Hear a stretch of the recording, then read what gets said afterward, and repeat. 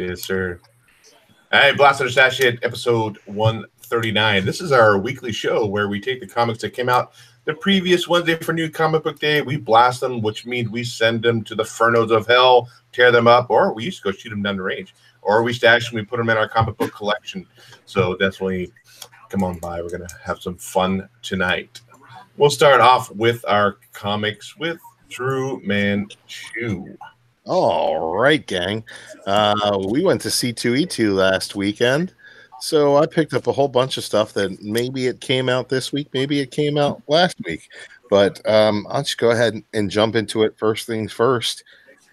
This is my pick of the week. This is Detective 1000. Got the midnight variant right here. Also the A cover. We'll go back through the decades with the Capullo 2010s cover. Oh, Discovery Base just popped in the chat. Guys, I heard he's going to be sending me an AOK of that Incredible Hulk 181. Can't wait to get that from you, Discovery Bay. You got the Jack cover right here. Jackie. Tim Sale here on the 90s. The Scribbles of one Frank Miller on the 80s right here.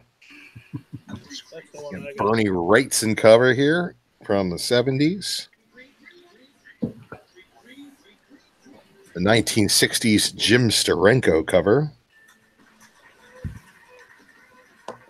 By far my favorite of the bunch, the 1950s Michael Cho cover. Second favorite, we'll go ahead and go with the 1940s Bruce Timm variant.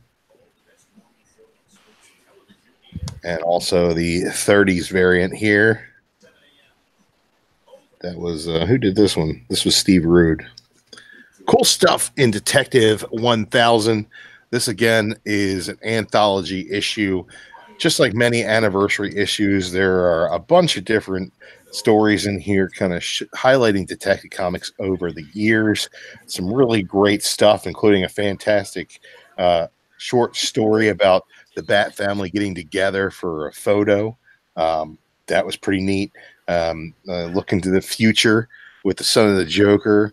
All kinds of cool stuff. Yeah, man, I bought them all. I got a great deal on them, but I did buy them all. Some really good stuff in here. The art is fantastic throughout. Really very few duds. I think that it is head and shoulders above the Action 1000 we got early this year, or was that the end of last year? I can't remember. But really great stuff. And when you get to the back to the pinups, where every single page is a splash page, there's just some killer stuff in here. Right here you got Batman and Bane, you got the Court of Owl stuff, and you get the reveal of a new character, the Arkham Knight. And if anybody played the video game, maybe it's Jason Todd. Who knows? We're gonna figure it out. But yeah, man, Detective 1000, $9 a piece or $10 a piece. I didn't pay that for all my variants, but $10 a piece. I really enjoyed it. And a lot of bang for your buck. You get a lot in this. I think each of these was worth $10. $10 worth of content, by far better than that Action 1000.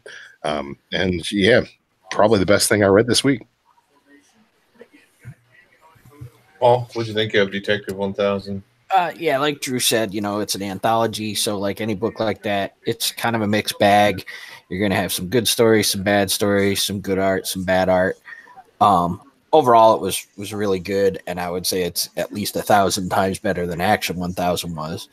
I think it's probably about 85% win for me. There were a couple dud stories in there, but it was definitely worth the price. Joe? Yeah, great. I have more coming of these covers. I'm really digging these covers. I went with the 1930s and the 1950s cover. I picked those up at my local comic book shop. I love the stories on the inside of it. And I think what we mostly got from this was just how important the Bat family is together. I really like most of the stories seem to kind of focus around that. And I really like that. That was pretty cool in their own little morbid, sick way. Especially as Drew pointed out, the what it took to get a family portrait done. and everybody's kind of personalities playing off of each other.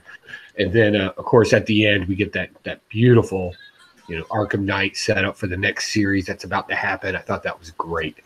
Yeah, and I'll be honest, the majority of it, I would say damn near 90% of this, I really enjoyed. The stories were complete. They were detailed, even though they were short. And you just felt like you felt okay spending $10 on this and walking away from it. You really did. So I enjoyed it. Yeah, like Paul said, I thought it was kind of a mixed bag on a lot of the stuff, but some of the stories really hit with me, some didn't. Some of the art hit with me, some didn't. I don't really care for the Neil Adams art very much. I know he's an iconic artist, but I don't know, this didn't hit for me. Capullo's art seemed a little off from what I remember from the Batman New 52 stuff. I mean, it wasn't horrible by any means. It just seemed a little bit off on a few panels. My favorite story definitely, I think, was written by Kevin Smith, and that was the one where he's trying to find the gun that killed his parents. And we find out the reason he's trying to is not because of sentimental reasons or reasons just to put it out of commission. He actually uses the meltdown to create armor for himself, which I thought was really kind of cool because now it's like the weapon that killed his parents is now the one saving his life. That was probably my favorite story out of the whole bunch. But definitely good stuff. I only picked up one cover right now. I did pick up, I think, the Frank Miller. This is the Wrightson cover. I think I picked up the Capullo and one other one. But definitely good stuff. $10, a lot of book. Well worth the money, that's for sure. Paul, how about your next book? Let's do my pick of the week, and that is Shazam number 4. It's my pick of the week just for the last panel alone in the book.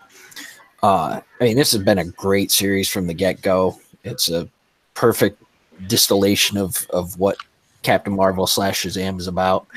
You got the kids are all still split up in this one, and they're all in a bad way on the various worlds. And the art and story is still solid, but that last page, man, you got Black Adam has arrived, and shit's about to change. This book was awesome. Joe, what about Shazam number 4 Yeah, for you? I loved this. This was great. One of my favorite parts is when they're in the wildlands with the animals, and there's literally a tiger walking around with a book that says, "Do not eat your friends." It was, because they had this kind of social economic structure where the carnivores and the herbivores were two different classes there, and I thought that was interesting. But again, Shazam's not one of those books I want to get deep with. But this was just—it's bright, it's colorful, it's humorous, and I really enjoyed it. And it looks like we're gonna have some cool stuff with Monsterland coming up. And then, like he said, you got the Black Adam. He's gonna get involved now, and I've been kind of waiting for that. So that should be good. Really, that exciting to you, Mike, huh? Yeah, sorry, didn't mean to wake you up there, buddy. Which we haven't had a chance to experience. Mike's he's looking good. Now let's see if his audio works. What do you want to talk about? You want to talk about something that happened at C2E2? That could be a 3-hour-long show. You wish. You guys had far more exciting adventures than I did. I was the old fogey asleep in the bed. So, real quick, Mighty LJ's in the chat. I did want to remind people. You probably see me post it everywhere. I finally got the audio recorded where Mighty LJ and myself reviewed Paper Girls #1. That's just on the podcast. There's a link in the Facebook. There's a link on New York Warriors, Comic Core, everywhere. I was trying to get people over to go listen. That was a pretty fun episode, and we're looking forward. We're going to be doing Saga Volume 1 next, so definitely go check that out. I want to know one thing. Yes. Did she like Paper Girls? Well, I'd love to tell you that, but go listen to it and find out. Well, if you tell me, I won't have to. No, I want you to listen to it. He's trying to get them views, baby. I want to shout out Comics Misexplained because of me, Legend, and Chad. He is living and breathing and sober, maybe. Can I quit patting yourself on your back? I want to shout out Pocan Joe because we ignored the fact that he was trying to die, and we went and got some badass Chinese food. So Chinese food. Okay, Joe, moving back into the comics. Your first book for the evening, please. I want to talk about Amazing Spider-Man. Man, this has been good. And this is even getting better. We finally got them all locked down in Central Park, and we got everybody just losing their mind. We got a bunch of rich people that can't go out and really hunt, so they've got this AI where they get to control a robot thing and to get to let their inhibitions let loose. And we actually saw one of these guys drop a body. And man, was that something. And then how everybody else just wanted to throw their money to get it done. I thought it was a little too much conflict about Mary Jane constantly in there. It's kind of irrelevant at this point, but they keep pushing it on us, which is fine. I get you can only have so much action in a comic book, but at the end, we get this mysterious villain that keeps popping up every now and then, and he knows about Mary Jane. You know that because he stands over her while she's napping on a couch. And I'm like, okay, you keep... I did that to Dave in Chicago. I was saying that sounds awful like Mike behavior, but go ahead. But yeah. Did you at least bring some leftovers? So, yeah, this is a great read. If you're not picking this up, you're missing probably the better Spider-Man story out there right now, with apparently more to come. But this has really been good stuff. Definitely a stash. My pick of the week. So real quick before we move on, have they done anything with that character they revealed in Amazing Spider-Man #1, like the rat catcher guy or whatever the hell he was? No, he keeps showing up. He's at the final panel of this one where he's standing over Mary Jane. So he's he's the one doing that. Okay. Yeah, he's aware of Mary Jane, but what his role is, we're not very clear on that yet. Okay. So and they're on issue what issue was that? This is 18. 18. So they really haven't done much with that character. They're just teasing little bits here and there with him. So they haven't revealed what the big deal is yet. Okay. Maybe when we do that, I might jump back into Amazing Spider-Man. I'm going to read it right now. You want to read it right now? I was going to let you review a book, but if you want to read it right now, I'll jump into my... I'll review a quick one since nobody else read it. Okay, go ahead. It's Glow by IDW. I'm going to break it down real simple. If you're a fan of Glow, you'll like this book. If you're not, you won't fucking like it. You'll have no clue what it's about. I used to watch Glow back in the 80s when it first came out, and I really dug the first 2 seasons of the new show. So will I buy another one of this? Probably not, but I'm blasting this. Fuck it. I haven't blasted anything in a while. Kind of looks like Tim Curry on that cover in the top right-hand side a little bit. Is that Kirby in here? In the top? Yeah, it's Kirby. Yeah, man. Oh, were you here last week or last time? Oh, gone too soon. Actually, as a matter of fact, bringing up Kirby, it's he actually is one of our newest patrons on Patreon. Thank you. $1. He's up to get that Batman Who Laughs at, is it a Perillo? That's right behind me. You can't see. It's right there. That's the one we're giving away this week. The signed Perillo. Joe got that for us. It's actually, I think it has autograph. It has a limited number of 500. I know that. So that's up for grabs this week or this month on Patreon. So we'll be picking the winner next Sunday night. So you still have time to go in there and join us up. You know, get $1 in there, a chance to win a cool book. So go ahead, Mike. Funk Off Ass is Mount Fuji in there, and yes, she is in Glow. In Glow. Okay. Let's go to my first book. Now, I'm really surprised nobody else picked this book up. No, Joe did. Joe read this book also. This is Scott Comics. This is Star Bastard #1. I was not super impressed with this book at all. I didn't feel there was much character development. Yeah, we get it. He's a bastard. That's why they come up with the name. He ends up not just kidnapping, but taking the princess from this other world, and her father's coming to look for And so in order to get the Armada off their tail, he kicks her into a pod and kicks her out into space. But other than that, I really did not like this book very much. Like I said, it didn't have much character development, only has 3 main characters. I think it's too much like Sharky a little bit like Lobo in a way, in some cases too. It just did not grab me at all. The art was okay, but the story, nothing. I'm gonna blast this book. I'm not picking up issue 2 of Star Bastard. Joe, what'd you think of Star Bastard? I loved it. I'm kidding. I love this. This is douchebaggery at its best. This is hashtag sorry, not sorry. Gonna do what I want to do. I'm the jerk. I'm gonna make sure everybody knows I'm a jerk, and I'm unapologetic about it. And I like it because of its boldness. Like, he's legitimately banging out a princess, and Armada's right behind him, and he's like, "Yeah, I got the answer." Sweets talk this young thing back into the ship, kicks it into. I mean, it was just. I thought that was great, you know. And then, like, definitely, this is not. If you're looking for a superhero story or a superhero archetype, that is not it. And yes, this is along the lines of Lobo, and then even more so into Starkey, and then even worse than Starkey, he's kind of like the most worst person ever. And I don't know. Maybe I just read too much this week, and it was just kind of refreshing to me. Is it strong storytelling? No, it's super weak and shallow at best. But did I think it was kind of bold? Yeah, I thought it was a little bolder than most other things that I read, and I think I can appreciate it for that.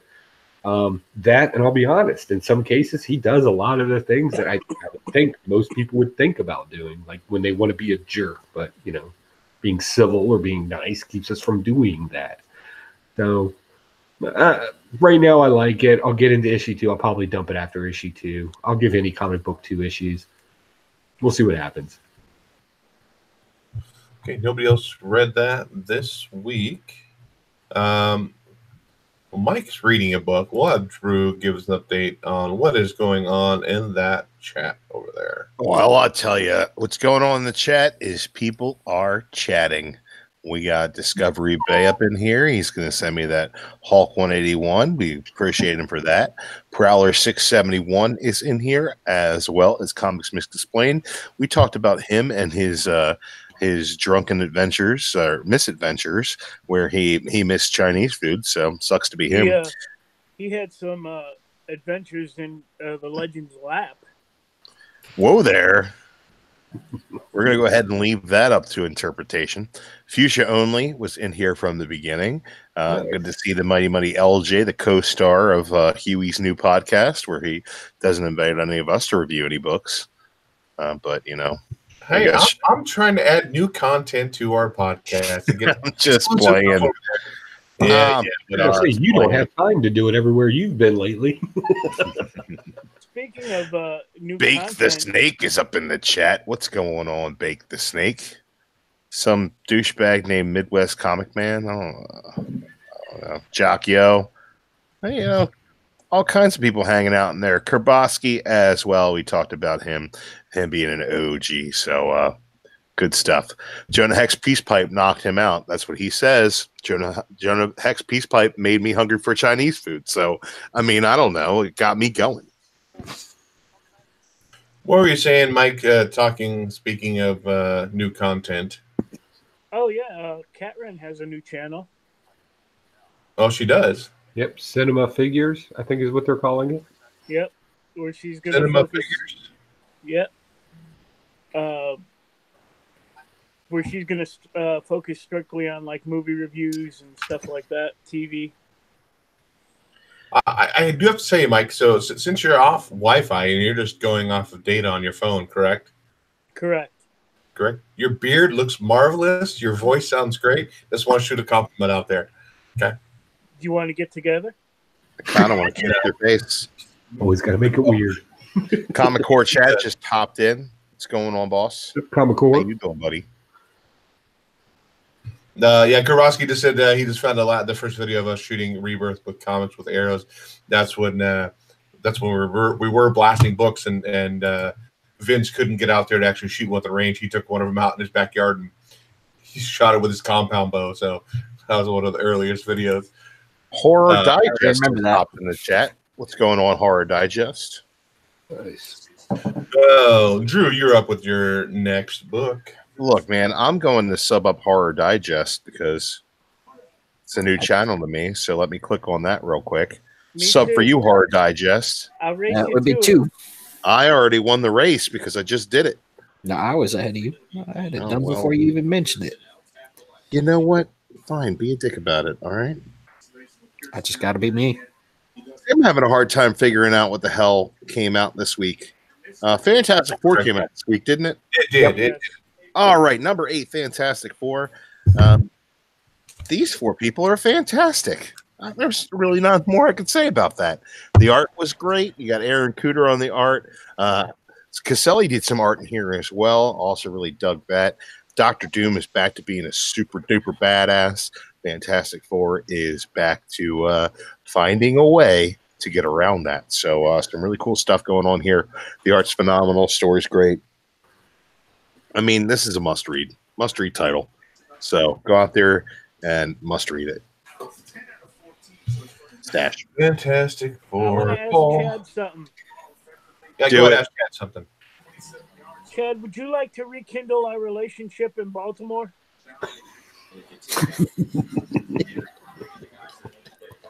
Paul, what's your take on Fantastic Four? Why Chad ponders that in the chat? It was awesome. The one art, like where they were showing Mr. Fantastic in the freeze, I wasn't a big fan of that. Quick yes from Chad. Quick yes. But the story kicked ass. Just when you thought Doom might have him this time, they always find a way out, and they shamed Doom pretty bad in the process. And I think he's pretty much unforgiving on this one. But I'm definitely looking forward to what happens next. I mean, this is classic FF. You got Doom, you got Galactus, you got, it's good stuff. Joe, Fantastic Four. I thought it was okay. I'm kind of glad that they're getting back to their roots of Fantastic Four, over the top, exaggerated plans. Very hard to get out of complex things. Why he's over narrating the villain monologue like they often do. That's okay, but I've been finding myself more intrigued with the other story in this, with the Reed Richards 2 kids and the blind lady. And the kid's literally a god who's created universes, and this blind lady thinks she can tell him what to do, and he ain't digging it. Even though she's right and she's doing it the right way. He's a teenage kid at heart, and he's kind of doing his own thing. And I thought the writer did a really good job of capturing that. I mean, he could literally snap his fingers and she goes away. But, she's trying to fit into this superhero family, and she's the oddball out. And I find that story more interesting than the typical story that we get from the Fantastic Four. Even though it's not the larger story in it, I'm enjoying that. And I think the kids, he's not to give away anything, but there is a plan afoot to do something with this kid as well, with this young girl that knows everything about the Fantastic Four and nobody seems to know her. I find that to be interesting. So continue reading. I think that's where you're going to get your new action and possibly even a first appearance coming from here soon. Yeah, this has been one of the best Fantastic Four books that came out. Let's not even talk about number 1. Let's not go clear back there. But this is one of the better ones. This is when Pure Stash. This is when Doom is Doom. At the end of the last Secret Wars, Doom was this happy guy, but now I kind of like being back to this bad Doom, always trying to take over the world, always trying to, capture the Fantastic Four and all that. Where he's like, "Yeah, you've been stressed to your limit in a room colder than the vacuum of space. Flexibility will do you no good here. Slightest movement will cause your skin to crack, your organs to shatter." That's just Doom all the time, trying to get them, at their worst. Always have these traps that'll go against what their powers are. He has a nice fur coat in this one too. I like that. It's at the end where they do get shamed. That was pretty cool too. But I don't understand. What I didn't understand, when there are 2 kids, they drew the daughter kind of risque a little bit, like her, not like super bad, but like if you look at like the straps coming off her tank top. I thought that was like, oh, that's kind of a weird take on a teenage character, you know. Did you say ooey? I went ooey, but yeah, this was good stuff. I enjoyed the heck out of this, and I'm looking forward to more. And I want to know what Doom's repercussions are for what the Fantastic Four did to him live across the world. Actually got a spoiler alert. I heard he's going to kick him in the jimmies. Kick him right in the jimmies. Right in the downstairs. Hope him in the front butt. Front butt? Hope him in the front butt. Come back to Paul with your next book. My next book, let's do Avengers No Road Home 7. This issue was completely badass. You got Conan and Scarlet Witch fighting Nyx and her kids, and Nyx is talking about how her kids destroyed the other team, and then all of a sudden her kids turn into the heroes, and she realizes that she killed her own kids, and that was kind of awesome. So they have this big massive battle. In the end, Conan goes after Nyx, and he gets taken down by the ghost of Baelot. Awesome stuff. The whole series has been a win. I mean, Conan with the Avengers, can't go wrong. Joe? Yeah. All right, boys and girls, grab your pens. I'm going to take you to school real quick. I said I was going to do this. We're going to talk about Yes. All right, I'll be back. We're going to talk about duality, and this entire thing is just dripping with a term used in philosophy called duality. First, I have to always find 3 points of reference whenever I read something. The first one is literally when Nyx uses the moon and reflects it and gives her whole monologue there about how she's not scared of light. Light is what it is, and it reflects it off solid objects and comes back always weaker, blasting it back. That's a good example and analogy, and I thought a visual representation of duality. 2, the entire time Vision's quoting that weird kind of Shakespearean type language. Well, surprise, it is Shakespeare. It's actually from Hamlet, Act 1, Scene 2, from Hamlet, where he's talking about Hamlet is talking to Horatio, and he's talking about the duality of them both being separate and contrasting and trying to figure out how they are friends. So I thought that was very epically awesome. And last but not least, just the entire battle of the reason why Nyx believes the things that she does is complete duality against her own family, why she destroyed the people on Mount Olympus. So when you say comic books can't make you smarter, all you got to do is look. It's right there. It took me 10 minutes to do a little referencing. But 3 points of reference, I just absolutely loved it. I thought it was very strong. The thing is literally just dripping with philosophical points that I think are relevant even today in dealing with duality. So yeah, I could break this down in an hour. I don't want to make anybody upset, but this is good stuff. This is good writing, and I love the way the writer's not preaching it to us or forcing it down its throat. He's literally just, hey, if you know about this stuff, I want to let you know I know it too. And I thought he did a good job of that. Thank you very much. I enjoyed every minute of this, and now the story, I'm more enthralled with this story. So super stash of the week. Mike there? No, Mike said we're going to school. Everybody left. There's Mike. He's back. What's up? Are you taking notes? We're talking about Avengers. What do you think of Avengers? Everything Joey said was true. You didn't even listen to anything Joe said. You walked away like when I walk away during Shut Your Funko Mouth. Oh. Got nothing else to say on Avengers? Showing the love for Mikey segment. No, it's good. The whole thing's been good. I really, not this issue, but last issue. I guess it was last week. You know, when I was on the show where Scarlet Witch first meets Conan, that was fucking amazing. So none of us were on the show last week. And I can't read Amazing Spider-Man 18 because I haven't read 17 yet. So what the fuck? But yeah. But I got my Piglet. Yeah. It's got a hole in the bottom of it too. I know it.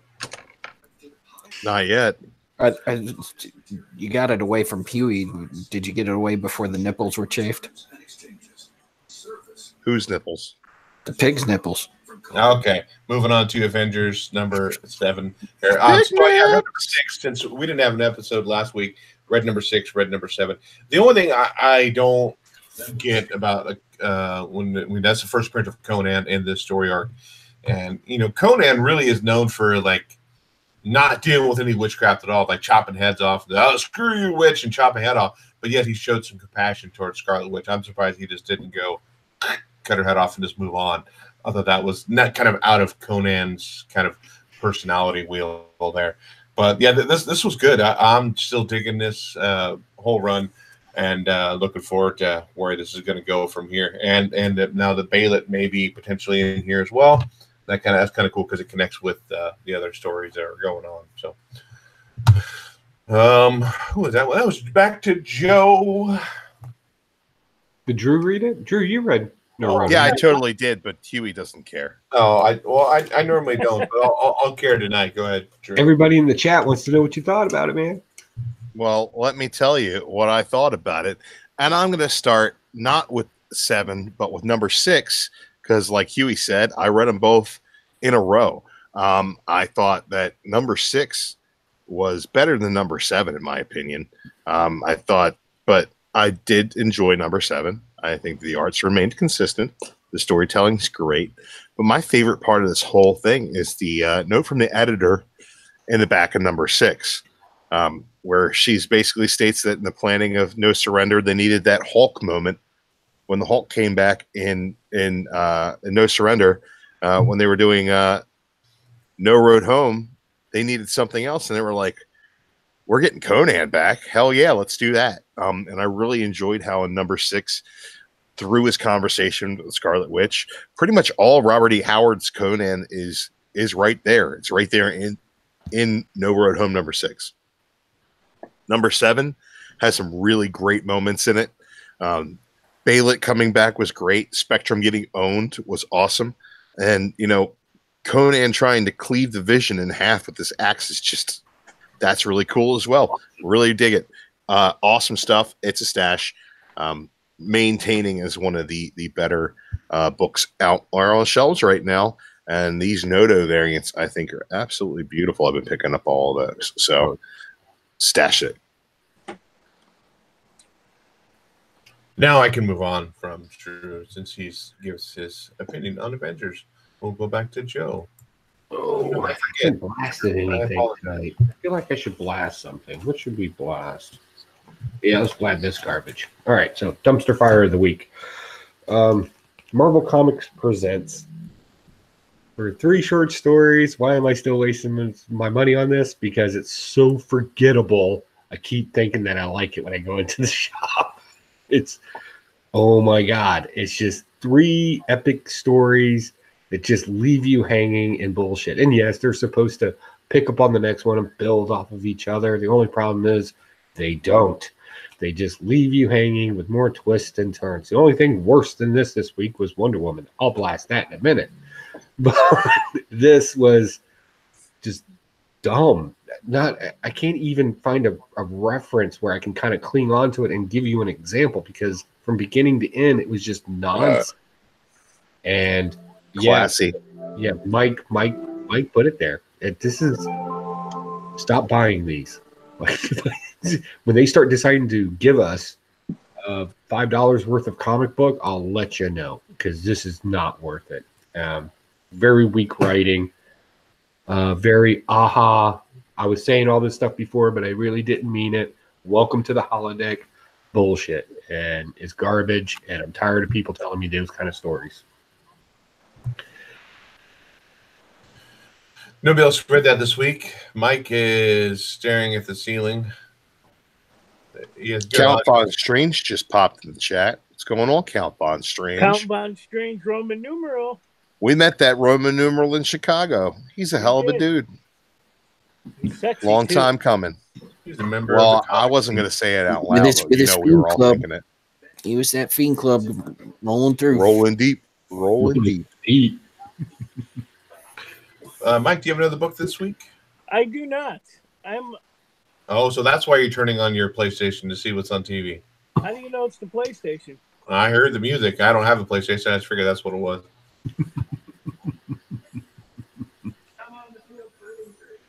Yes, is that what you're doing? Nope. Okay, well, moving on. Let's move on to another great book this week. Talk about story-driven, and that is The Invaders #3. This has been a great book. I would kind of on the fence on the first couple, and then I kind of had this realization of maybe how it connected with a movie to me.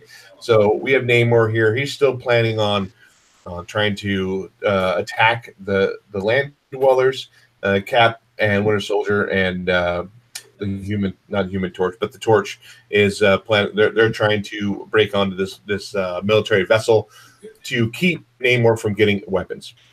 And so, is this the Hammond Human Torch? Yeah, isn't it? Yeah. I don't know. I haven't been reading Invaders. The original Invaders Torch was the original Torch, was Jim Hammond. Yeah. They're playing off. Yeah, because it's a Jim, Steve. So they go back to meet the old guy. Forgot his name. Randall. He starts actually giving some backstory on what's going on. He said Namor's not a bad guy. He won't attack. It's all essentially fluff. And so when you start talking about that, talking about Namor being a good guy, and he has this loyalty, he won't do it. He has this dual, essentially like citizenship between Earth and land. I'm not going to go duality there. I don't know if that even applies, Joe. It does. It does. Okay. Anytime there's two of something, just say duality, and Joey pops a book. Well, I don't know what the psychology behind the word, and then say he's a modernist. Yeah. Okay. He's a futurist. Futurist. Going back to it, futurist. So what connection I kind of made is Namor's kind of reminded me of Ed Harris's character from The Rock, Sergeant or General Hummel, where he has this. He's pissed off because he feels like he's been treated unfairly. He's threatening, to bomb everybody, but in reality, he does not want to do that. That's not what his overall goal is. He wants to really show people that he's hurt and he's pissed off. But I don't think in the end that Namor's going to do that. I think it's going to be a lot of that kind of stuff, where he's actually not going to bomb the land dwellers. He's going to show force, but not take it to that extreme. But definitely a good book. For me, a fairly kind of deep book too. I thought it was very good. Joe. Yeah, this is deep, and we first started getting hints of this kind of newer Captain America that kind of wants to be the peacemaker and just kind of settle everybody down. But loyalty to friendship is very, very much key to him, and that's played very heavily in this book. Like, he does not want to fight Namor. That's been very clear, even though he's breaking Namor's rules, and when Namor draws a line, he kind of crosses a little bit, still wants to talk to him. We're getting a lot of that in here. And on Namor's side, it seems more like pushing. And how that turns out is only going to go bad. And I think that's the epic part that we're waiting for in the comic book. I think that's what we're all kind of grasping for is, are they going to fight? What's that fight going to turn out to be? It can only be good, because in the last several times I've read something with Captain America, and he's always kind of been this sideline character. Even in his own comic book, he's been set aside so Peggy Carter can kind of run the show and be famous in it. There were some issues where he did some cool stuff, but now we're in Invaders, and again, he's more of an ambassador than he is the guy that punched Hitler in the face. So I'm waiting for that moment where Captain America's had enough and it's time to fight. Love Bucky Barnes' character in this. Been very cool. He's very self-aware of his role in this comic book. He even makes fun of it a couple of times. Human Torch has kind of had a second seat to this, where he's just kind of observing. He's the observer in all of this. But yeah, when the old man died, you could tell that it just affected everybody, and nobody's happy about this. But the truth is, there's a war coming, and then Xavier has a role in this before he passed away. He had a role in some way, and what that role is, we're still trying to figure out what the evidence is. So where that leads us to, that's where we're at. This is a good mystery, is what it is. I think more people are intrigued with the mystery of it all than the conclusion that's going to end up into a battle. At least I'm projecting at this point. I hope that that's the case, because if it doesn't end in a battle, then we just followed this entire thing for no reason. So let's see what happens. I'm on board. The other part I liked is when Cap is up there taking pictures with all the soldiers, and then one soldier gets kind of pissed off, and he says, "Are you the Hydra Cap, or are you this Cap?" He says, "But you and your buddies like Namor waltz around flipping back and forth between good or bad, and guys like us getting caught in the crossfire." I thought that was kind of a cool observation too, because a lot of times you don't think about the people who were caught in between those, between the good and the bad, and some of that. So I thought that was kind of a cool little nod to what happens to everybody else. So, and that's been really heavily played on in the Anointed run as well, because that's where it's kind of taken that story from. But yeah, I mean, that Chief, it was his right. He had a legitimate argument. He has a legitimate problem with Captain America. Like, one day you guys are good, next day, which we use in comic books to refresh them. But even kind of at that point, yeah, like seriously, we're the military. Why are superheroes coming in here telling us what to do? We don't know if you're good or bad this week. And technically, Captain America was a distraction. So Bucky Barnes can sneak onto a military facility to steal something. So yeah, it's kind of legit.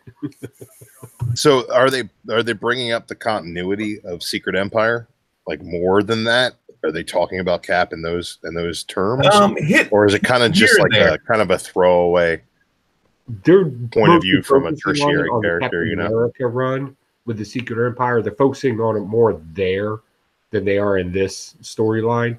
But it is something that is played in the background. But again, it's just something to say as an insult. I freaking loved Secret Empire. I could not get enough of that. I thought it was amazing, and I love when these comics go back and address that continuity, because a lot of Marvel continuity was just kind of like, no, that never happened. But like in books like Punisher and Deadpool, they're really going into what made those characters change via the events of Secret Empire. I think that those characters have really been affected by it, whereas and I know Cap was as well, but I can't wrap my head around Ta-Nehisi Coates for more than a story arc or two. He's just not somebody who writes something I care for. So I've kind of been avoiding that, but I really dig what's been going on with those stories that have been referencing the continuity. You guys know what a stickler for continuity I am. Again, in the Captain America series, it's not referring to anything in Invaders, but they're really focused on it there. Like, that's a big deal. That's why he's in jail right now, the whole 9 yards. In Invaders, it's more of a, oh, you were a bad guy. And they touch on it, but they don't harp on it. I wasn't a fan of the Secret Empire story arc. I absolutely hated it. But I do like the fact that they didn't drop it completely, and they're actually using it as part of continuity, and they're trying to address some of the stuff. I mean, think about being Cap in a situation where, all you want to be is a good guy, and also now he sees you as a bad guy. And how's that moving forward? I really enjoy that part of it, though. Going back to Drew on your next book. Well, hashtag Secret Empire, hashtag best Cap run ever. Hashtag made my dad go, what the? When I told him. Told him what? When Cap said, Hail Hydra, my dad just flipped out. He was a Cap fan from a kid. And he's just like, what the hell? Yeah. Best legit surprise in comics in the last, I don't know, fucking 50 years. Legit surprise. Nobody saw that shit coming. All right. Jeez, I don't even know what to go over here because, like I keep saying, I don't know what the hell even came out. All right. So I'm going to talk about this. It was probably out last week, but Guardians of the Galaxy #3. Yes, last week. I don't care. It was fucking amazing. I gotta pee. I'm gonna stash it. We didn't talk about it last week, but I'm stashing it this week. Peter Quill gets his ship hijacked by the new Guardians at the end here. Pretty awesome stuff. Groot fakes an emergency with his dad, and he shows up, and he's like, "Nah, just kidding. Your dad's okay." It was pretty great. I loved it.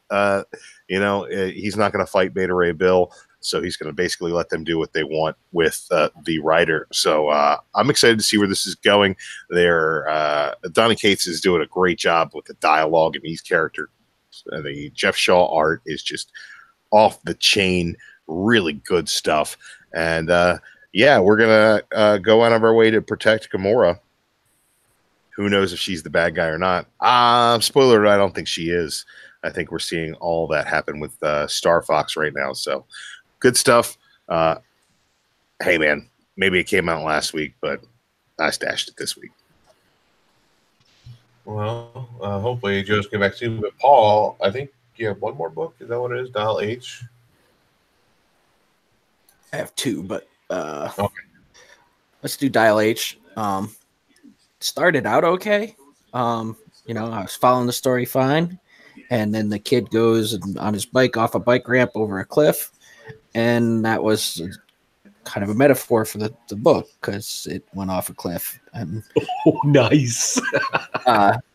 it got confusing, weird, with some truly unfortunate, fucked up art that looked pretty Liefeldian. And after I finished reading it, I'm like, what the fuck did I just read? I don't think I'm picking up the next issue. What about you, Joe? Dial H for Heroes? This was odd, and I kind of got where they were going. The artwork changed up a lot after the Dial H, and he turned into this monster truck superhero thing. And honestly, there's been I've read a couple of articles on this too. Basically, somebody's poking fun at Rob Liefeld because it looks like the kind of shit that he would do, right? So the art's kind of off-putting, but it was supposed to kind of exacerbate that 90s extremeness of everything. Like the X Games and all that. Now, did they do a good job of that? Probably not, and probably most people didn't catch that, which is fine. But the story's kind of bland at best. But I'm gonna pick up issue 2 because I'm kind of curious where this goes. Call me a sucker, but I'm a sucker for in a comic book, especially in 10 times more in real life. When a kid's kind of down on his luck and then he gets an opportunity for something, I'm kind of a sucker for those kind of stories. I call them the Oliver Twist stories because that's basically what they are. I'm a sucker for that kind of stuff, so I'll probably be picking up the next couple issues to see where this goes, but I'm not predicting a whole lot for it. But it did keep in time with the original Dial H for Heroes. However, I was kind of concerned about why certain people got the H on their forehead and other ones, the number 4 on their foreheads versus others. Like Harley Quinn should not have gotten it. If you followed the original continuity, Harley Quinn should not have gotten it. Usually it's a conglomerate of superpowers over the ones that have been selected for it. And Alfred gets it, which, okay. So it was a little odd there. Apparently they didn't follow that. Okay, I get it. Is this a good book? No, but again, I'm a sucker for an Oliver Twist story. So I'll continue reading it. I will say this, out of this Wonders comic series that has been coming out, I enjoyed this more than I enjoyed the Wonder Twins and a lot of that others, Naomi and a bunch of those other first issues. So that's something to be said. Funkoff says Dial C for crap. Yeah, again, it's not great. But again, Wonder Twins, Dial H. Dial H came out, the original series, like the late 50s, early 60s, if I'm not mistaken. Yeah, because it was an original phone booth. Okay. And I know that... which they paid homage to that because the kid was in the phone booth. They kind of cleverly did an homage to that. I don't think, most people remember Dial H from the later Dial H's. But again, it was never a super famous comic book to begin with. I mean, it was just kind of a cash grabbing type stuff. And I liked them. And Plastic Man's were experienced in one of them. I don't know which one. Yeah. Okay, moving on to Mike didn't have anything anymore. He's busy just listening. I'm reading. You're reading? Okay, well, maybe we'll catch back up here. Where you at? Joe, What do you think about let's it? go ahead and go to your next book, Joe, since we're on you. Let's talk about no. Let's. Do we want to blast something or let's blast something? Hey, you're calling, man. You're up. We've been talking about all this greatness out there, and I've read so much good things. Let's blast something. Let's talk about Wonder Woman now.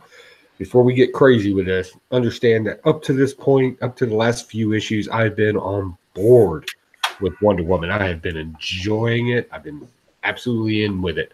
The last 2 issues, garbage. You set yourselves up for some of the best storytelling you could possibly come up with. And then what did you do to us? You gave us crap. Apparently, I always mess up her name. The female woman that can grow large, Gargantua, whatever her name is. It doesn't matter because it's not that interesting. Everything that we're being fed in the storyline, come to find out in the next few pages, that's not what's really going on. And that gets annoying. A story should kind of build to some small degree. We don't get that. What we get here is we read the last issue. We start finding out things. Okay, let's see where this goes. Well, nope, this issue. Nope, that's all actually incorrect. What's really going on is maybe, possibly, stand by for a possible maybe this. And it's starting to get annoying. So why do I keep picking it up? Because I'm stupid. There you go. Blast. Okay, my blast of the week. I was thinking that this was a one shot from the Forgotten Queen for some reason a couple weeks back, but this is the Viking Queen by Source Point Press. What a crap book. This is just a turd.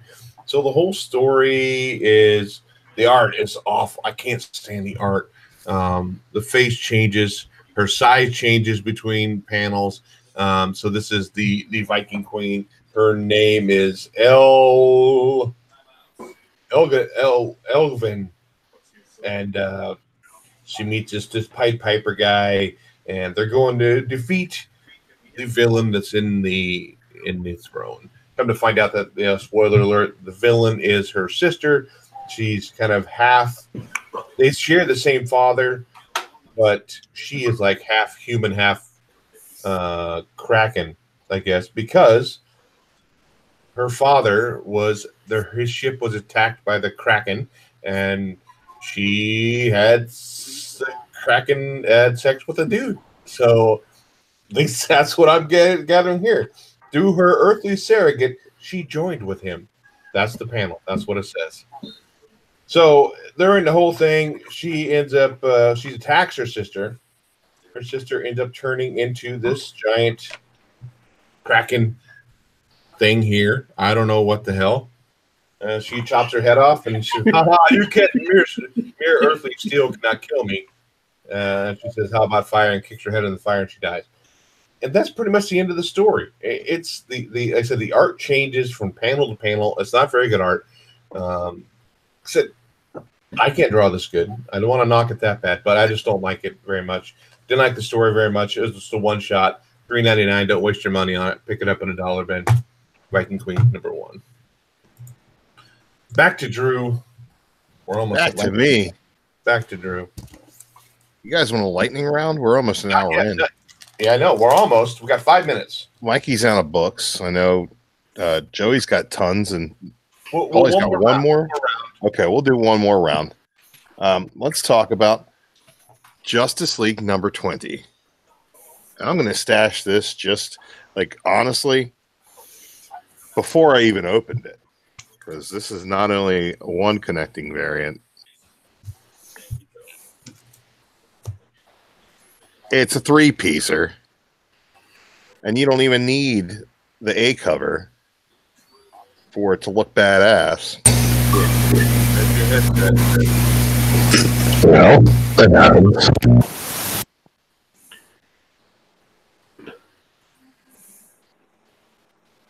Good to go. The art is phenomenal. This is Jimenez on art. He was my artist of the year at the Stash. If you guys remember that last year. Even looking at Superman, looking at the new Superman or whatever, the Superman in the future, fake ass future ass Superman. It's badass, man. This is just really, really great stuff. This was not my stash of the week because it's a little convoluted because it's Snyder Justice League, but it's so much fun. Mr. Flick's in here. Lots of great stuff going on there. You also have the Starro and the Jarro having a dream about being Robin. It's really badass. That was funny. Yeah. Very, like, Batman tells him to get the dude, and he's like, "On it, Dad." It's just badass. He just dreams of being Batman's kid. This is just awesome. I can't say enough good things about it. It's very wordy. It took me forever to read this book. It's just an average sized comic book, but there is just so much to read. It's all over the place. It just keeps going, and there's more word balloons on top of word balloons. And there's just a lot of conversation you can skim over in this, but just a really great book, man. I think this one came out last week, but I don't even care. It's a stash. I don't think anybody else read that. Did anybody else read that from last week? Yeah, I read it from last week, and he's absolutely right. That was a great story. How do you guys like comic books and you're not reading Justice League right now? Come on. That's classic. I've been picking up Justice League. You guys haven't been reading them. Just like Superman versus Superman with Mixelplick just chilling there. These Jimenez covers are just, oh man. Yeah, you gotta like crispy clean. I don't care who you are. Crispy clean, Paul, baby. Your last book for the evening? That would be Marvel Rising #1. I am definitely not the target market for this book. But for the younger set, this is probably pretty decent. And anything that brings in new readers into the hobby, that's okay with me. There's nothing particularly bad about it. It's just not written for me. So for me, it's a blast. That's what Squirrel Girl. Yep. Miss Marvel. Right? Miles Morales and some other dude. Some random superhero. That's how much effect it had on me. John. His name's just John. He just showed up in his PJs. He's Steve, the guy. What's that about BJ's? God, man, you get awful close to that camera when you hear words like that. Joe, your next book. Your last book. Lasted 2, so let me stash one. Here we go. All right. Well, so yeah, I'm going to do it. Action Comics number 1009. This is actually developing into something here with this whole Leviathan run. We're getting some of our older characters. First off, any secret organization out there that comic book in the continuity of Action Comics has ever kept with is pretty much being destroyed at this point. And Amanda Waller is fucked. Like, I'm sorry, but she's in a bad place. And we get something really, really cool at the end of this. They bring Chaz back. If you don't know who Chaz is a super spy who's really Superman because of a certain kryptonite can turn black with a beard. Freaking awesome. It's the funniest thing. The first time this was actually released in continuity in comic books was during the early Silver Age, where both Lois Lane and Superman were turned black by a certain piece of kryptonite. This is freaking awesome. And he alerts that agent such and such Chaz is back on point. And the way they kind of brought that into it, pulling from that older continuity, I thought first off was smart of the writer. Somebody did some homework for once and actually made sense of it. Mr. Bones had a piece in here where he kind of did something very similar to the Chief did to Captain America, where he kind of busted out, Superman on his BS a little bit. And Mr. Bones is somebody I've always liked in comic books. I don't think he gets enough love. We don't know where Adam Strange is. He may have died. We don't know yet. A lot of unknowns in this, but I'm really digging this, and I think Leviathan is going to be something here in the near future, as long as it's not somebody we already know. My only question is, please let it be somebody new. Don't let it be something that is in a like they did with Gamora and Reliquant or whatever her name was in that series. Don't do that. Please make this a new character because that would just be that much cooler. Good writing, and the artwork's pretty solid in it. I mean, and obviously, Ryan Blifield's not doing the cover because that actually looks like a human being. So that's pretty cool. Joe or Mike has no more this week, so he's just kind of half there going to sleep, thinking of PJs. His finger up his nose? I can't tell. About BJ's? Yeah, that's right. Okay, so my next book, I really love the first one. Second one, not as much, but it wasn't horrible. It's only 3 issues long, and that is Hulk Wolverine's number 2. So in this one, it opens up with Weapon H and Wolverine fighting in the forest, and Wolverine finally figures out, wait a minute, something's not right. You know, he realizes that somebody sent him after Weapon H, but for the wrong reasons. But they're going through their fight. The Supreme Leader's there, as well as Dr. Stern's another. I don't know if she's a new bad guy or what, but they kind of team up and trying to take out Weapon H. We find out too that Hulk, Bruce Banner, realizes something up too. So all 3 of them are kind of like, wait a minute, something's not right. They sent Bruce Banner after Weapon H. They sent Logan after Weapon H. There's something not quite just fishy about that. So with Dr. Stearns and the Leader teaming up, they get into the lab. They're actually going to, I guess, create a new character that's kind of revealed at the end of the book. This is like a sketch. Looks like a more of a crossover between Wolverine and Hulk. So I don't know if issue 3 is going to have that final reveal, but it's to be claw-cooted. That's what it says at the end of it. So there's a cover of issue 3, and I guess you can kind of see the new Wolverine Hulk crossover there. So not as good as the first, still not bad. I'll pick up issue 3 to finish the story. And Joe is holding that up, sir. Yeah, this was good. We have bad guys fighting bad guys. We got good guys fighting good guys. And then finally they're teaming up and lines are drawn and we're heading out and we're rolling into this. And we're bringing a family element into it, protecting a family. That's where Wolverine's always been the most sympathetic, children and family. So this is where he's kind of settling down and realizing that something weird is going on. Banner's back to being Banner because it's daylight now. And I think what we got, I don't think we have one new character coming. I think we have 2, if I'm not mistaken. Yeah, we have 2. And basically the bad guys are like, hey, what makes all these people popular? Well, because they're things. So let's do the typical mad scientist thing and stick them all into 2 people and see how that works out. So we know we're getting a cameo. We done had a cameo appearance. Let's go ahead and do that full appearance probably in the next issue and see how that works out. I'm enjoying this. This is good. I've always liked Mastermind. I thought he's always kind of very sophisticated. He kind of reminds me of Hector the Electric Cannibal. He's just got that kind of vibe to him. But yeah, and I'm kind of curious more about this family element that's happening here. I think that's going to be very interesting and see what their role in the next storyline is going to be. So I'm kind of looking forward to that. Jason Smith says he thinks it's a combination of Banner and Logan, but isn't that what Weapon H is? All right, so here's what I get, right? So you got 3 people. You got Weapon H, the Hulk, and Wolverine, right? Uh-huh. So I think what they're doing is because they have all their DNA and we'll just say science talk for right now because it's mad scientist talk.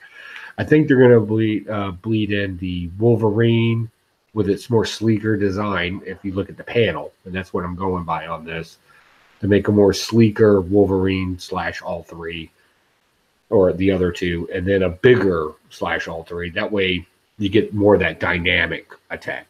Does that am I making sense there? Yeah, I think so. Whereas Weapon H is just big with claws. Now we get a sleek and strong, big and strong. Yeah. Okay, now we go into lightning round, and we'll start with Drew. Paul and Mike are pretty much observers at this point, so just sit back. Paul ain't even watching anymore. He's taking a nap. He probably is. Go ahead, Drew. Lightning round. Bam, Dr. Aphra, 30 issues in. This is still the best Star Wars title Marvel's putting out. Fantastic stuff. Just a really, really great storytelling.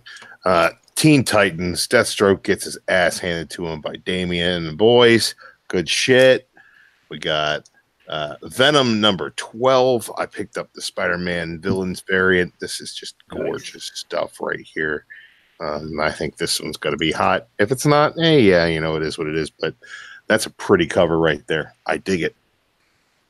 I got the some Immortal Hulk 15, the 25th anniversary Marvel's cover here. Really dig that. Also picked up number 15 A cover. Yeah, Betty got shot in the head. Betty's gone. What are we going to do about it? We're going to talk to our psychiatrist. This is actually really, I dig it. Batman number 67. You got the, was this the B cover here? I also picked up the A cover. Yeah, you guys tell I haven't been to the shop. I don't even have any Mylars to put this shit in. So, yeah, some of these aren't even bagged and boarded yet. Umbrella Academy. This has ended up being pretty darn good. Really enjoyed it. Amazing Nightcrawler. More of the same. This isn't really going anywhere yet. We get to see kind of the movie studio feud of this Age of X-Men universe, which is kind of weird. But kind of a, you know, DC versus Marvel kind of studios thing kind of going on in here, which is kind of funny. A little bit of a what's it called? Freaking Eyes Wide Shut type club party. Whoa. Where people get together and hide the fact that they're hooking up with other people because it's kind of forbidden.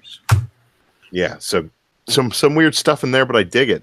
Extremists. This is the team of basically the cop team that hunts down the mutants that are doing the wrong thing.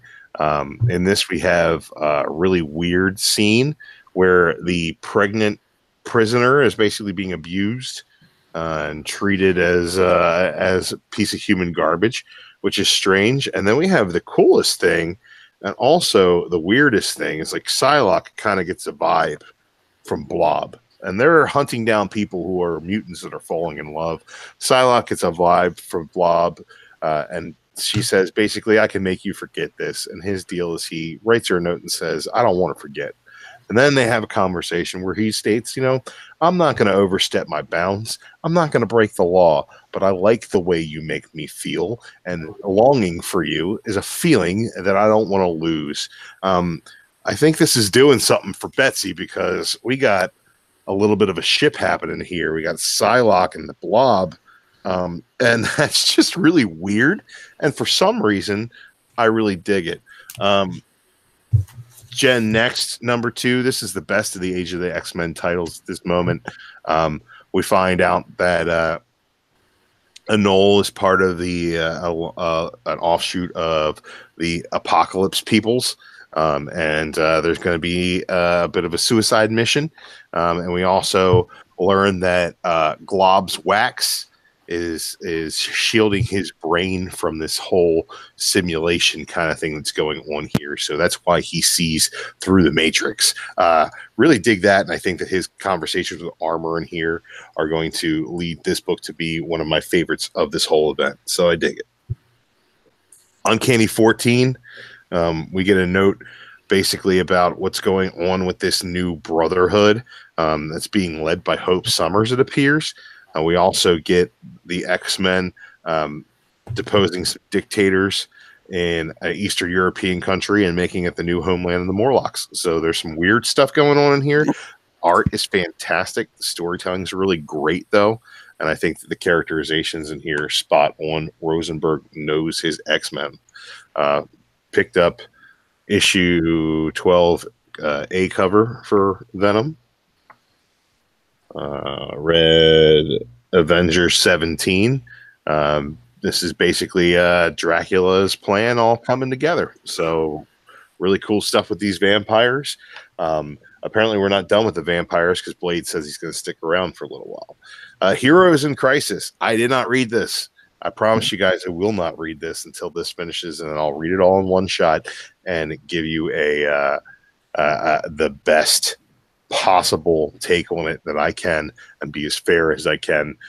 Just because it's pissing me off doesn't mean that it's bad. And I'm going to take a step back and read it all as one thing. I'm going to do the exact same thing with Doomsday Clock. I'm just going to quit bitching about it and wait for it to be over.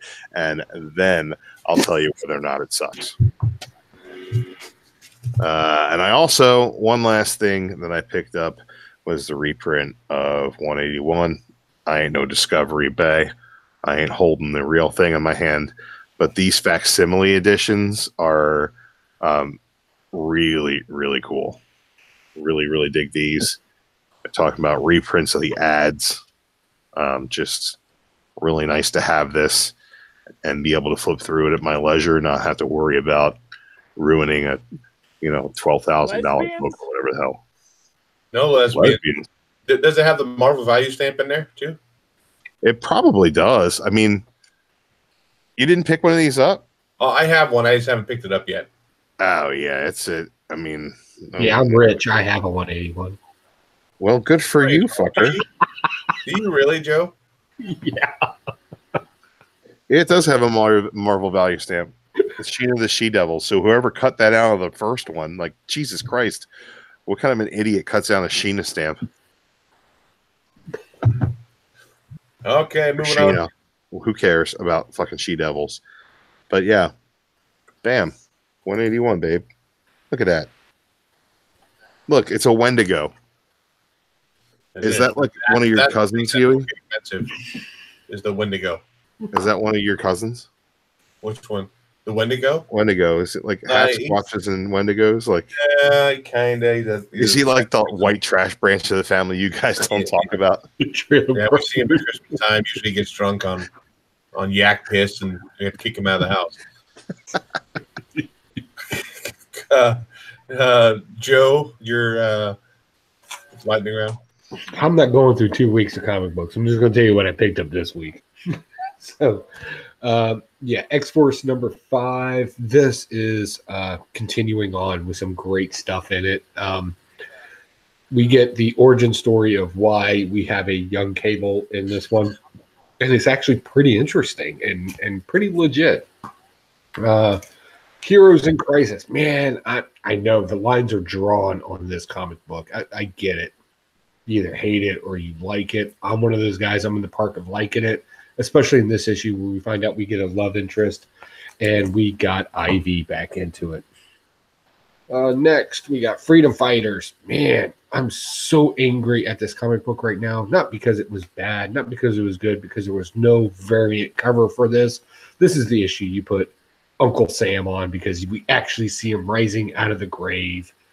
And we see the things like all your Bill of Rights are tombstones along there because, Nazis took over America in this Elseworld kind of world. But, man, this is just so great. This is one of my favorite comic books of all time, and they're keeping true with that. And it's America. Let's see. Sharky, number 2. Again, douchebaggery at its best, but we find out something interesting about Sharky in this, that he's objectively different than the other bounty hunters in this continuity here. He has a special power where it makes him objectively the best tracker out there. He can see past his own sight. He has like a third eye thing going on. But he's still kind of a drunken alcoholic. It's not really good with kids. I'm going to follow this a little farther and see where this goes. I'm going to chase this down the rabbit hole. Let's see here.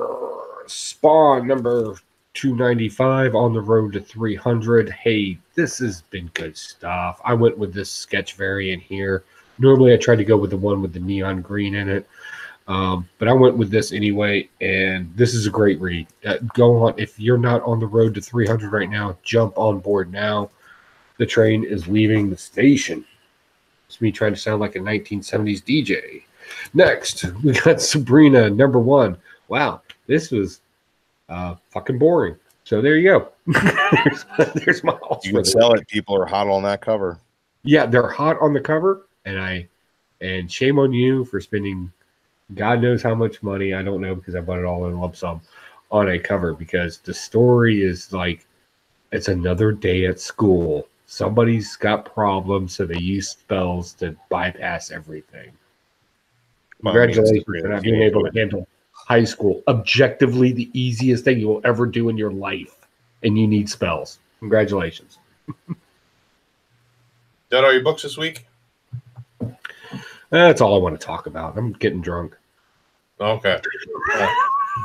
Heroes in Crisis. God, I wish it just wrap it up. It's the only part I thought that was good in there is when I think it's Batwoman punches or Batgirl punches out Blue Beetle because he's controlling Booster Gold's shield. That was pretty cool. Neon Future. This has been kind of, I guess, the hot book of the week. Picked this up free at C2E2. Not really my thing. It's a blast. The other one I picked up, I haven't read yet. I think they're last week, Middle West. Am I backwards to you guys? I don't know. Teen Titans. Guardians, I haven't read yet. Mortal Hulk. We talked about Avengers. Grumble number 5. I thought I got this off my pull list, but I guess it's still there. Rise number 1. I've heard kind of good things about that too. And then a few of the back issues I picked up. I picked up these. These were like 50 cents a piece. This is just some first appearances here. First appearance of Saberclaw, Wolverine's son. First appearance of Wild Thing, and which is Wolverine's Electra's son. First nemesis.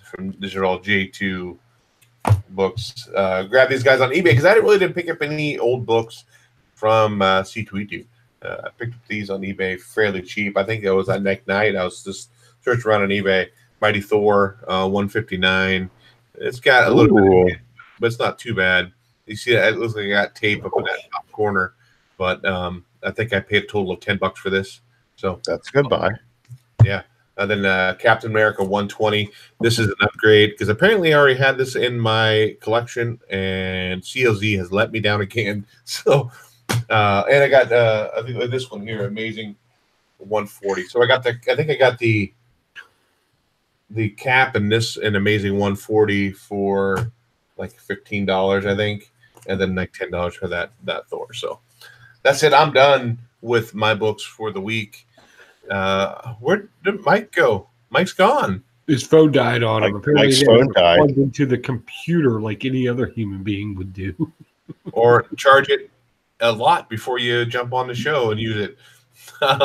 So we don't have Shut Your Funko Mouth unless Drew wants to do it, but I don't know. You said you were kind of Shut your Funko Mouth. All right, guys. Here's where you get your Funkos. Stop buying them. I heard Jason Smith's an investor in that company. I can't trust him. Stop buying Funkos. We're going to start buying something else. What can we start buying, guys? Pogs. We're going to invest in Pogs now. They've got all the characters, all the pictures, every kind of Pog you could possibly want. You know, next week we're getting generic shark Pogs. They're coming to a store near you. We got slammers in the shape of Pac-Man. They got a little chip out of them. It's going to be fucking nuts, guys. Pogs coming out your ass. Pogs all over the place.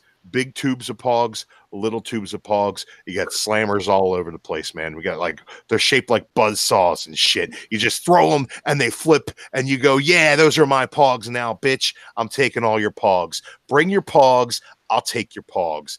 Pogs. Shut your Pogo mouth. All right, so legitimately, for all you true Funko pop hunters out there, like my wife, Endgame's going to be coming out with some in-game ones here real soon. Exclusives are coming to GameStop, Walgreens, and Barnes and Noble, and I think Target's get a few other as well. So you guys that take it a little bit more seriously than Drew. Now, mind you, I'm kind of on board with Drew with this because I'm not a pop hunter myself. However, I'd be remiss to say if we didn't mention the in-game ones coming out. By the way, what do you all think about the in-game trailer coming out? Oh, Endgame. That's going to be great. Yeah. And segue. I mean, that's just that Endgame's going to be amazing. Everybody knows that. I don't know about the trailer. I went online to try to find it, but all I saw was like a recap of what they've already shown. Okay, so what about the mid-season trailer for Legends of Tomorrow? Oh, don't watch that one either. Sorry. No, I couldn't be bothered to care about DC TV. Rip! Oh my god! It's like you guys don't even read comic books. Like seriously, I'm getting let down here. He's trying to come up with a new segment, and we're just not following through. I'm just trying to figure out what country Huey comes from. Guys, what do we think about the early reviews of Shazam? Have you guys seen any of the early reviews for Shazam? Apparently, this movie is legit. Apparently, it's going to be funny. Apparently, it's going to be like Big with Tom Hanks, and they promised us that in the beginning. It's been pretty good so far. We're going to get an early screening here soon, and then probably me and Mike are going to go see it with our wives the next day. But yeah, we're very excited about that. So yeah, I'm super. Gonna be the first real win for the DC movie universe. Wonder Woman was pretty good. That movie sucks out loud. Come on, let's be honest. There's a couple of really good scenes. Narrative-wise, it's terrible. Superman sucked out loud. That garbage thing where they tried to fit everybody together and make 4 different stories in it. That was upsetting. But yeah, well, when Professor Lupin was floating and glowing at the end of that movie, and you were like, "Well, this is what we're doing now." I mean, that movie was not very good. I thought it was okay. I thought it was better than. I'll give it. Its third act is on par with the third act of Fanforstic. It's the second act of that movie is phenomenal. The No Man's Land scene is absolutely great. The beginning of that movie is really slow and plotting. I don't like the pacing of it. Right. I do enjoy the world that they build throughout, and I think the second act is killer. Third act, just no, not a good movie. I could see it, but again, 4 out of 10 at best. You know what? Objectively, I'll say it was better than. Well, I haven't seen Shazam yet. It's the better of them. I gotta get Aquaman's been their best movie so far, just because it was super duper dumb fun. They didn't take it too seriously, and every time you started to question what the fuck was going on, a wall exploded and a new fight started. So that a perfect popcorn film. And the third act was better than Wonder Woman. It was more cohesive throughout. I'll give that's their best effort so far as live action outside of the Nolan Batman movies.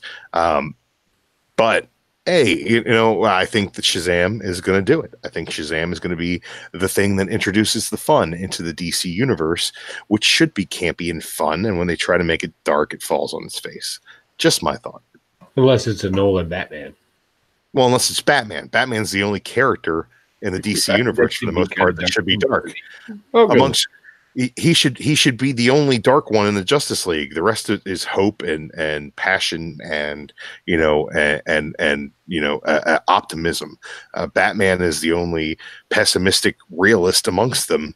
Well, because hopefully they bring him to Question at some point because he's kind of. Yeah, the Question is not a member of the Justice. He was a JSA guy, but still, Question sucks too. What now? See, you're not even a comic book fan anymore. You're just a tag along. I certainly am. Hey guys, I'm going to jump on board with everybody else. No, we're done. No, not a Question fan. Okay, to go back to Aquaman, I might have been LJ and I said I watched it in the theater. She hadn't seen it yet. We watched it on Blu-ray the other night. Watching it for pretty much the third time. The tone of that movie is all over the place, though. That's what I don't like about Aquaman. It's an action movie. It's an adventure movie like Indiana Jones. It's a love story, Little Mermaid stuff when they walk through the plaza in Italy. And it's just like it's all over the place tonally.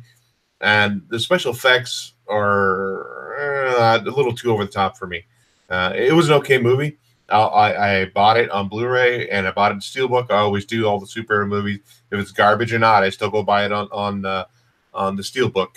I'm looking forward to Shazam. I'll probably go see it that opening weekend, hopefully the Sunday before the show we go live. And I'm looking forward to that. I know all my kids are too because they've seen the trailer. I think it's going to be fun and lighthearted. I'm actually giving away 2 tickets to the Cinemark here locally where I'm doing a giveaway on the Rogue City Comics channel on Tuesday. I'll be in there about 4:30 going live with them and doing a giveaway drawing for those 2 tickets. And the winner will pick up the tickets on Wednesday. So But I'm looking forward to Shazam for sure, and as well as Avengers. What about Hellboy? No. You don't Not want to see Hellboy? I'm Not excited about it, but honestly, I think I know the Blood Queen run. I've read it. I don't know how that's going to translate to television. I don't think it's going to. I think it's going to be one of the things where everybody says the douchebag thing where you say the book was better. Unfortunately, I think objectively, because it's very hard to take that comic book story and make it live action. Like I don't know how they're going to do it, and I don't want to be let down because I really am a Hellboy fan. I like that run. It's one of my favorite runs. I'm going to watch it because I'm a nerd, just like everybody else, but I'm going into it with very high expectations, and I don't want there to be because I know they're going to be let down. Like that, I hope I'm wrong. Like, please surprise me. Okay, I got an idea here. Let's rank the upcoming 4 comic book movies, right? And as far as which one do you think will be the best movie, and which one do you think will be the best box office? Okay, like 1 to 4. So let's say you got Shazam, the Shazam-gasm. You got David Harbour's Hellboy. You got X-Men Dark Phoenix coming out. And you got Avengers Endgame. So out of the 4 of those, I honestly think that Endgame's going to be the best movie, and it's also going to be the best moneymaker. I think So we can take all that out of the agree on equation. that. Yeah, I think Let's take it out of the equation. Agree on that. So out of X-Men Dark Phoenix, Hellboy, and Shazam, which do you think will have the best box office? I think Shazam. Shazam. We've been let down by X-Men over and over and over again. I think people are getting it. I agree. Which do you think will be the best movie? Shazam. Hellboy.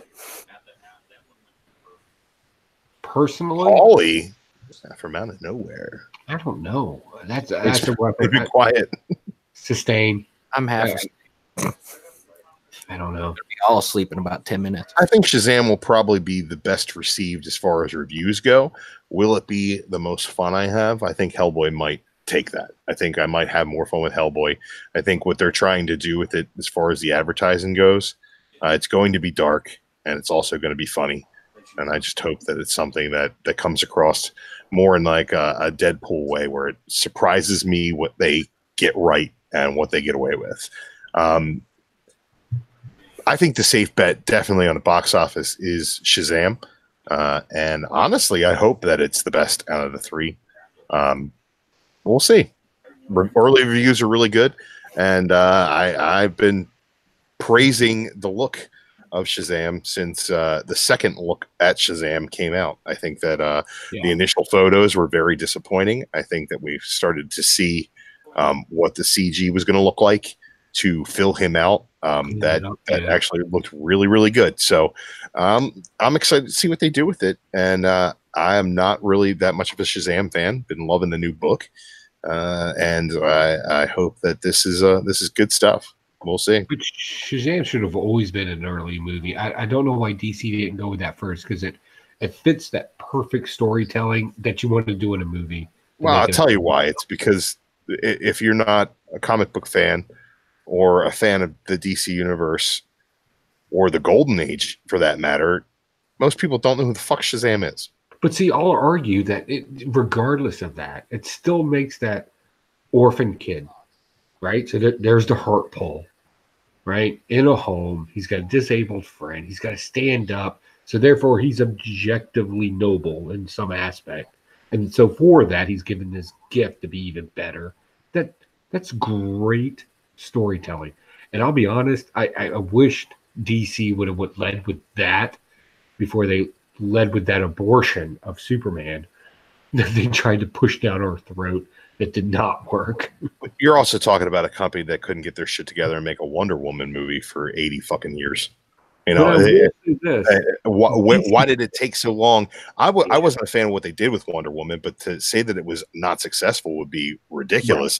Right. It made a ton of money. It was one of the first culture war movies to just really cash in and not catch any flack.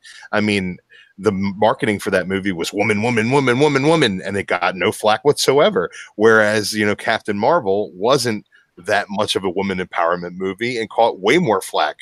I just think that they did a very, really good job pushing Wonder Woman the right way, getting it in front of the right audiences, and it made a lot of fucking money in the same way that Black Panther really did. And when I didn't think that movie was that great, but I think that the marketing with Wonder Woman was fantastic. I think that, but the fact that it took them so long to put a Wonder Woman movie out, like, they've got to be kicking themselves for all the meetings they had over the years where they're like, let's do another Batman. DC's always been better at putting out its animation movies than Marvel. I think we can agree on that. To a certain extent, yes. And I think that Marvel had some really good stuff characters early in the 2000s. They've always promoted their DC animation females much stronger than their males. To go back to what Drew was talking about, and Shazam, why not be the first movie? Because, I mean, like I said, enough people know. They know Man of Steel, they know Superman, they know Batman, they know Wonder Woman, they know the Trinity. So that would probably be a bigger sell than Shazam. I think they needed to build that comic book universe and say, hey, comic book movies are a thing. Let's try to put more characters out and try to make it more family friendly. So I think that's where that fits in. Now you go back to talking about Wonder Woman, how it didn't get any flack versus Captain Marvel. Well, if you look at the main stars, look at Brie Larson versus Gal Gadot. Brie Larson is very vocal about certain things, very political about certain things. That's why probably that got most of the flack beyond, not that it was a woman empowering movie. I don't disagree. I just think that the Wonder Woman, the way that was presented, I don't want to get in the minutia. Is Gal Gadot a better spokesperson for a movie than Brie Larson? Obviously, at this point, she is. But I don't, the whys and the wheres notwithstanding, I think that they did a much better job with the marketing of that movie, with handling the press for that movie. I think that they did a remarkable job with it. To the fact that it's touted as one of the best superhero films when it's clearly a bottom rung superhero film, in my opinion. When you look at it as a film, a 3-act structure, I find a lot of flaws with it, but it's seen as an upper echelon movie because of the way that it's presented to people. I think that as far as all the bad things that I can say about Warner Brothers and their superhero universes, I think that that's probably the best thing they did as far as their marketing and their push for Wonder Woman. Whether or not I enjoyed the movie, that's neither here nor there. It's just, get props to them for the way they got it out there. I would like to point out one thing, though, I find very interesting about the two. The actress that played Wonder Woman was a no-shit Israeli soldier in the Israeli military, where Brie Larson is just somebody who opens up their mouths and says things. Boom. Brie Larson is a far superior actress in most every way. She's not nearly as good looking or athletic as Gal Gadot is, but one's a legit feminist, and the other one's just a talker. I'm just, reality. I mean, I think people that just talk about it. Comic book movies as a whole, not separating out DC, Marvel, and other little independent movies. Wonder Woman's lower down on that spectrum of good movies. Now, if you're looking at just DC, it's more on that higher end of movies. I mean, that at least that's how I feel. Wonder Woman's a great movie. I thought it was good, and not my favorite, but good. Yeah, it's just that's not a huge benchmark to be. I think Aquaman was a lot of fun. I'll give it its due. Beyond that, everything they've done since, I think Man of Steel even has some redeemable qualities to it. I just think everything else they've done is just BVS was just a turd. And Justice League was just not good. Not Suicide Squad also just like nonsensical scenes that lead nowhere, and they're never all baseline on that one. Like we know where the bottom tier is. We know Suicide Squad was like, why make that? There are also a ton of other really, really bad comic book movies. Have you guys seen Wanted with Angelina Jolie and James McAvoy, where he curves bullets? It's just garbage. It's just really bad. Sin City 2 is one of the worst movies ever. I make the argument that it's hard, especially for comic books, for most novels, They're extremely illustrated. The story takes on. It's super easy to transform that into a movie to some degree. It's very hard for comic books because they're so outside the extraordinary that sometimes we don't have the technical advances to it. Maybe we don't think too much when we read a comic book versus, say, like Oliver Twist. Oliver Twist has been redone to how many movies now? Both adaptations in the future, present, and past, right? Super easy to do that as a movie, right? It's one of those few stories that you say the book's not better than the movie, right? You can't do that because they can literally reproduce the book into a movie. Whereas when somebody is literally a god, right, argumentatively, objectively to some degree, how do you visually make that to where they don't have all the, how do you follow a story if they can literally at the end of Avengers snap their fingers and just make the problem go away?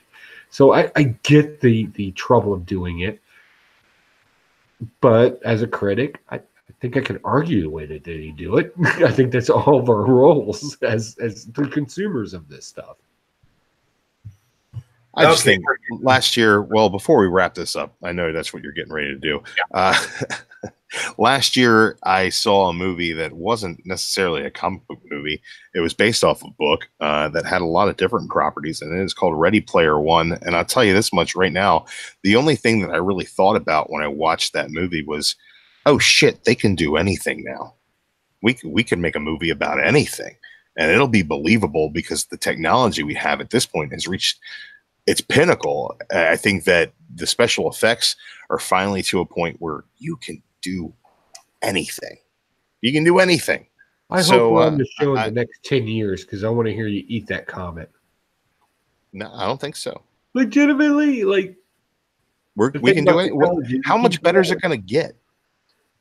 Oh man, isn't that exciting? Let's find out. Let's wait. I mean, then the next thing is holograms or something beamed into your head, and that'll be low res at first. So, if we get to that point, we're going backwards as far as quality. So then we got to step it back up slowly after we get to that point. So, I'm comfortable in that. Something out. Because he's a futurist. He's looking towards the future. Okay, let's go ahead and wrap this bad boy up. If we want, we can do another show just on movies. We can do a podcast and just talk for hours about comic book movies or movies in general. Drew, shout outs for you this week.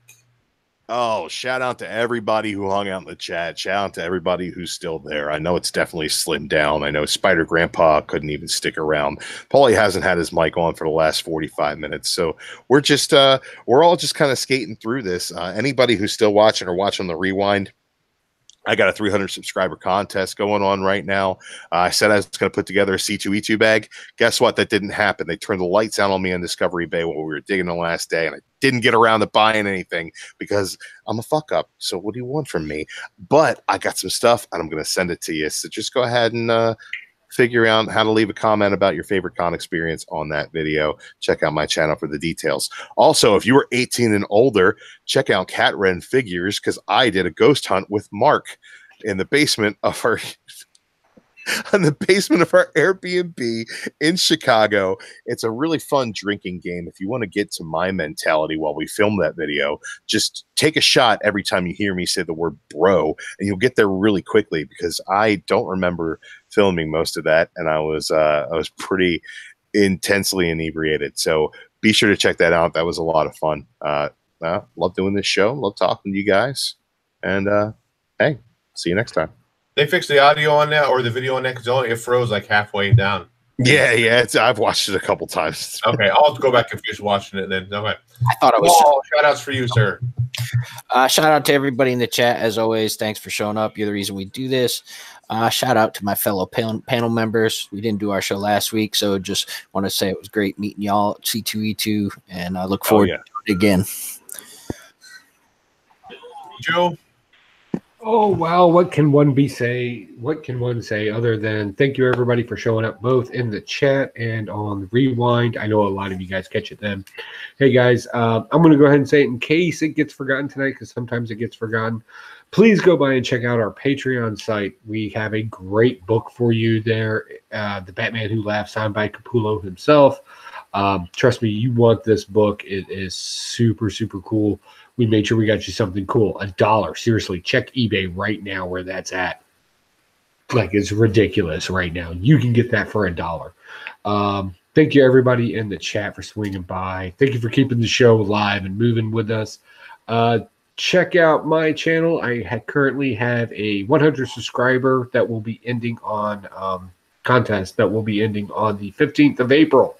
And I'm expecting some videos. So just put the link in the description of any of my videos. I'll get it. Also, man, what fun is it to come in here and disagree and still like each other at the end of the day.